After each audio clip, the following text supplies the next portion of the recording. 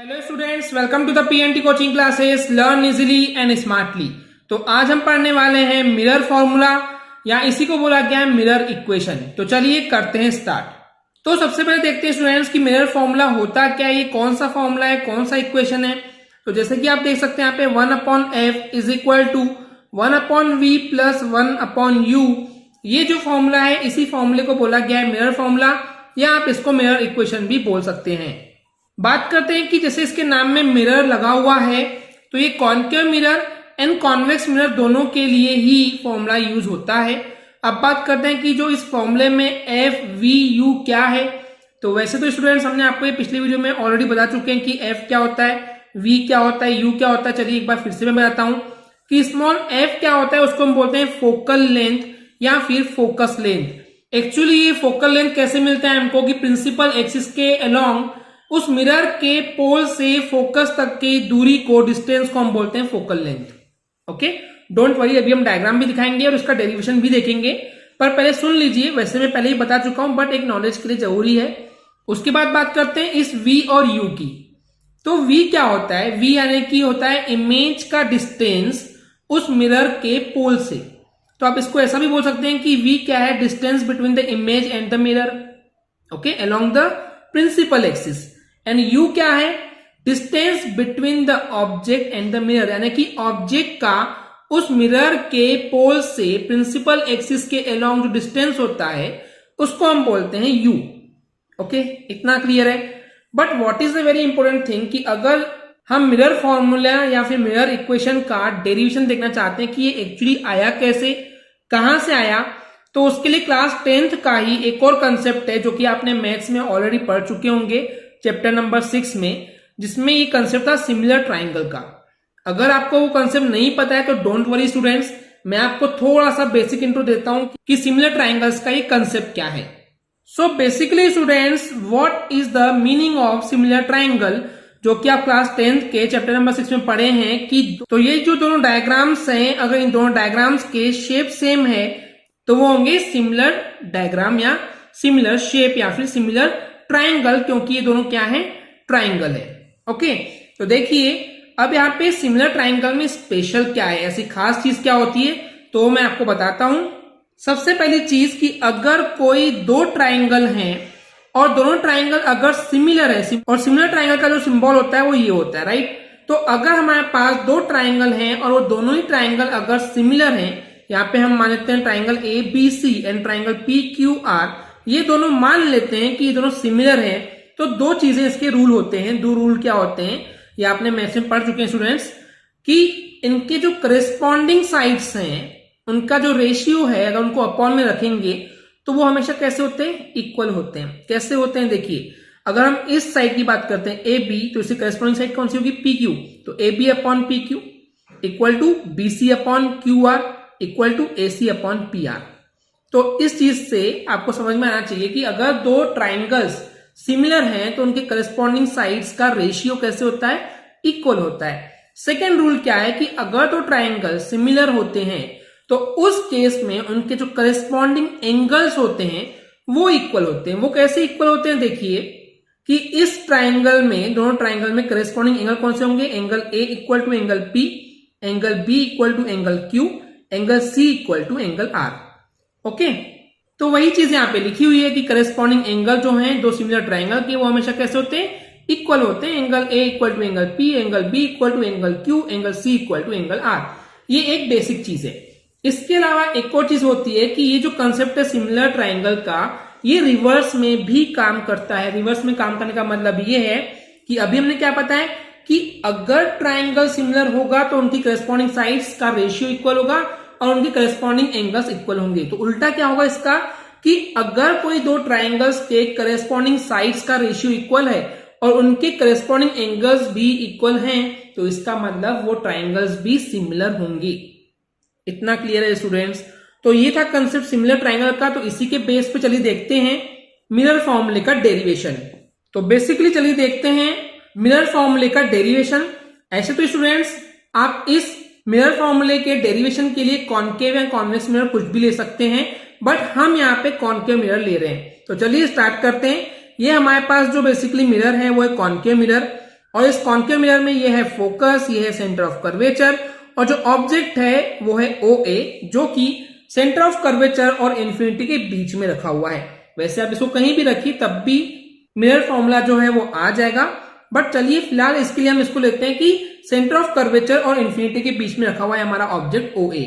अब देखिए इसके रे डायग्राम कैसे बनाते हैं, उसके रूल क्या होते हैं, तो उसके लिए हमने आपको ऑलरेडी इन डिटेल में वीडियो पढ़ा चुके हैं, तो उस पर ज्यादा इन डिटेल में नहीं जाऊंगा students. I will not waste the time of those students who are watching my videos regularly. Okay, तो जो मेरी वीडियोस रेगुलर देखता है मैं उनका टाइम वेस्ट करना नहीं चाहूंगा। तो देखिए क्या होता है, कभी भी रे डायग्राम कैसे बनता है कि एक रे ऑफ लाइट जो है वो इस ऑब्जेक्ट के हेड से जाता है और ये पैरेलल है प्रिंसिपल एक्सिस के, तो ये रिफ्लेक्शन के बाद फोकस से होते हुए जाएगा। देखिए स्टूडेंट थोड़ा सा हिल गया है मेरे से, आप स्केल का यूज करके प्रॉपर्ली स्ट्रेट लाइन खींचिएगा। सेकेंड रूल क्या पढ़े थे कि जो रे ऑफ लाइट फोकस से होते हुए जाती है वो रिफ्लेक्शन के बाद प्रिंसिपल एक्सिस के पैरेलल जाती है। ओके, तो देखिए दोनों रिफ्लेक्टेड लाइट जो है वो कहां इंटरसेक्ट कर रही है, यहाँ पे, तो इसका मतलब जो इमेज है वो इस तरीके से बनेगी। इतना क्लियर है स्टूडेंट्स। अब देखिए डायग्राम क्लियर है। इसके बाद इस पोल से यानी कि इस कर्वेचर से इस पॉइंट P के लिए एक टेंजेंट ड्रॉ करेंगे, यानी कि टच करते हुए निकलेगी। तो देखिए स्टूडेंट्स यहां पे ये पॉइंट जो है हमने B ले लिया है और ये D ले लिया है। एक्चुअली B और ये वाला जो पॉइंट है जहां पे ये जो रे ऑफ लाइट है वो इंसिडेंट कर रही है, टकरा रही है इस मिरर से, तो ये पॉइंट और ये पॉइंट बहुत ही ज्यादा क्लोज है, प्रैक्टिकली बहुत ज्यादा डिस्टेंस नहीं है।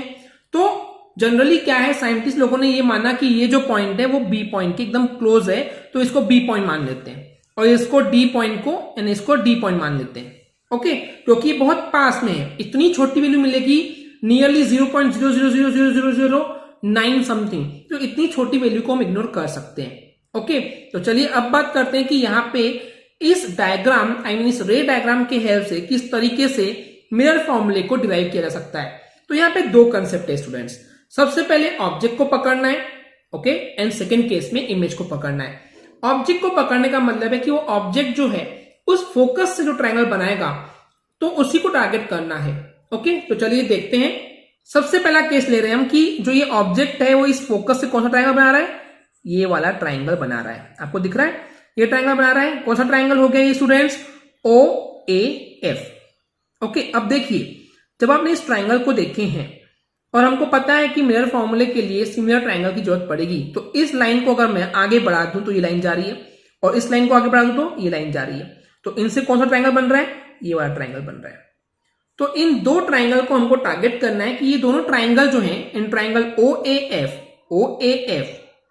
O से स्टार्ट किए, ऊपर से स्टार्ट किए तो यहां से डाउन से स्टार्ट करेंगे, तो DPF। तो दो ट्रायंगल कौन सा लिए, OAF एंड DPF। इन दो ट्रायंगल में देखिए कि कौन कौन से एंगल आपको सेम दिख रहे हैं। तो देखिए ये वाला जो एंगल है ये 90 है, राइट, और यहां पे ये वाला एंगल भी कैसे है 90, क्योंकि टेंजेंट है। तो टेंजेंट और रेडियस के बीच में एंगल कितना बनता है, 90 बनता है। ये हमने क्लास 10 के मैथ्स में पढ़ के आए हैं। ओके स्टूडेंट्स, तो देखिए ये दोनों जो एंगल हैं, एंगल OAF और एंगल DPF, ओके, ये दोनों एंगल कैसे होंगे, 90 है, तो दोनों कैसे होंगे, इक्वल होंगे, पहली चीज। दूसरी चीज देखिए कि ये वाला एंगल इस वाले एंगल के इक्वल होगा। क्यों होगा, कारण ये है कि जब दो लाइन एक दूसरे को इंटरसेक्ट करती है तो यहां पे ये दोनों जो एंगल हैं इनको हम बोलते हैं वर्टिकली अपोजिट एंगल, और वर्टिकली अपोजिट एंगल जो है वो इक्वल होते हैं। ये आप क्लास 7 से पढ़ते हुए आ रहे हैं स्टूडेंट्स। ओके, तो देखिए आपने दो एंगल, एक एंगल ये इसके इक्वल ये है और इसके इक्वल ये है, तो दो एंगल को आपने इक्वल दिखा दिए।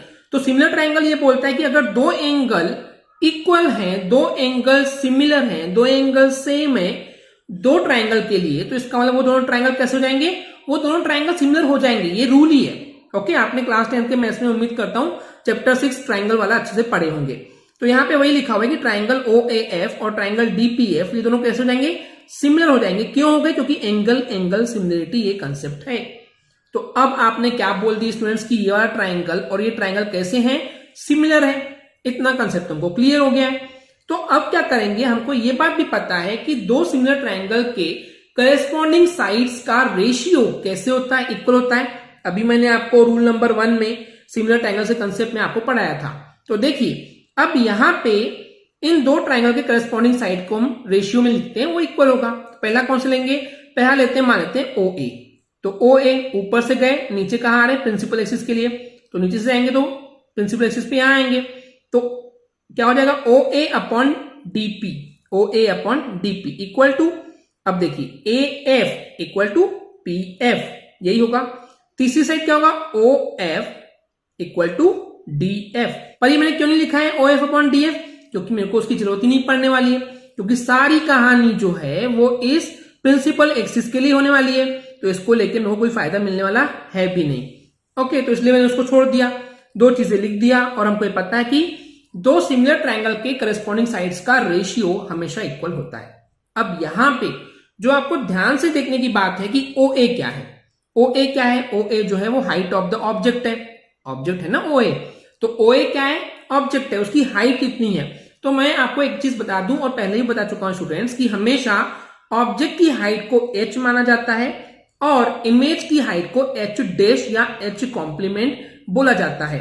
तो मैं क्या करूंगा, ओ ए क्या है, हाइट ऑफ द ऑब्जेक्ट, तो उसको मान लूंगा h है। और यहां पे देखिए डीपी जो है किसके इक्वल है, डीपी जो है इस GI के इक्वल है, तो जितना GI होगा उतना डीपी होगा। GI यानी कि इमेज की हाइट कितनी है, h डैश, तो मैं इसको लिख सकता हूं h डैश। क्लियर है इतना। आगे देखिए, अब यहां पे A F upon P F, पहले पी एफ पे देखिए, पी एफ यानी कि पोल और फोकस के बीच का डिस्टेंस को क्या बोलते हैं हम, फोकल लेंथ यानी कि स्मॉल एफ। अब ट्विस्ट कहां है स्टूडेंट्स, इस ए एफ के लिए, ए एफ को आप डायरेक्टली नहीं लिख सकते हैं, आपको कंसेप्ट पता नहीं है, नहीं मुझे पता है, क्योंकि डायरेक्टली हम लिख नहीं सकते। क्यों नहीं लिख सकते, क्योंकि यहां पे हर एक चीज जो है वो कहां से मेजर की जा रही है, वो इस मिरर के पोल से की जा रही है। अब देखिए मेरे को क्या चाहिए, मेरे को चाहिए ए एफ, तो ए एफ कैसे मिलेगा, तो पहले मैं पूरा पी ए ले लूंगा, पी ए में से मैं अगर पी एफ को माइनस कर दूं तो मेरे को ए एफ मिल जाएगा। यानी कि देखिए इस पूरे में से मेरे को इतना चाहिए ए एफ, तो पूरे में से मैं इतना हिस्सा कट कर दूंगा तो मेरे को ए एफ मिल जाएगा ना। तो पूरा क्या है, पी से इस ऑब्जेक्ट का डिस्टेंस को क्या बोलते हैं, हम यू बोलते हैं, यू माइनस पी एफ यानी कि स्मॉल एफ, तो मैं लिख सकता हूं इसको you minus F, right. A F को मैं यू माइनस एफ लिख सकता हूं, ये समझना बहुत जरूरी है स्टूडेंट्स। इसके लिए मैं आपको एक बार फिर से बताता हूं कि ए एफ को अगर निकालना है तो पी ए में से माइनस कर दूंगा पी एफ, पी ए में से पी एफ माइनस कर दूंगा तो मेरे को क्या मिल जाएगा, ए एफ मिल जाएगा। तो पी ए क्या है, यू है, पोल से इस ऑब्जेक्ट का जो डिस्टेंस है उसको हम क्या बोलते हैं, यू, राइट। और पी एफ पोल और फोकस के डिस्टेंस को हम बोलते हैं small F, that is focal length या फिर फोकस लेंथ।